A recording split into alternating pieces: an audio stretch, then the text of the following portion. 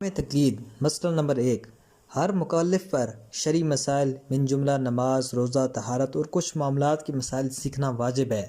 اگر وہ احکام نہ سیکھے اور اس سے کوئی واجب چھوٹ جائے یا حرام کا مرتکب ہو جائے تو وہ گناہ گار کہلائے گا۔ لفظ مکلف کا اطلاق اس شخص پر ہوتا ہے جس میں شرائط تقلید موجود ہوں۔ مسئلہ نمبر 2 شرائط تقلید درج ذیل ہے۔ نمبر 1 بلوغ، نمبر 2 عقل، نمبر 3 قدرت۔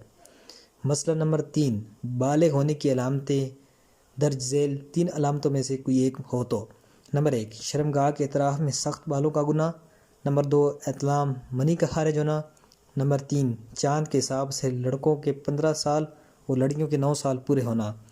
بغیر انزال کے جماع یا منی کا نکلنا بلوغ کی علامت نہیں ہے، لیکن مجنب ہو جانے کے باعث اور اگر غسل نہ کرے تو بالغ ہونے کے بعد اس پر غسل واجب ہوگا۔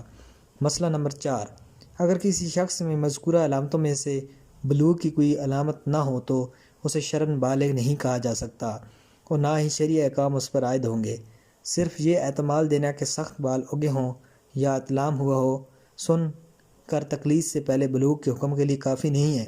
مسئلہ نمبر 5 9 سال پورے ہونے سے پہلے لڑکی جو خون دیکھتی ہے وہ بلوغت کی شرعی علامت نہیں۔ مسئلہ نمبر 6 سن بلوغ کا معیار قمری سال ہے۔ اگر تاریخ ولادت شمسی حساب سے لکھی گئی ہو تو اس کو قمری سال میں تبدیل کرنا ممکن ہے، اس لیے کہ شمسی و قمری سال میں جو اختلاف ہے اس کا حساب لگانا چاہیے۔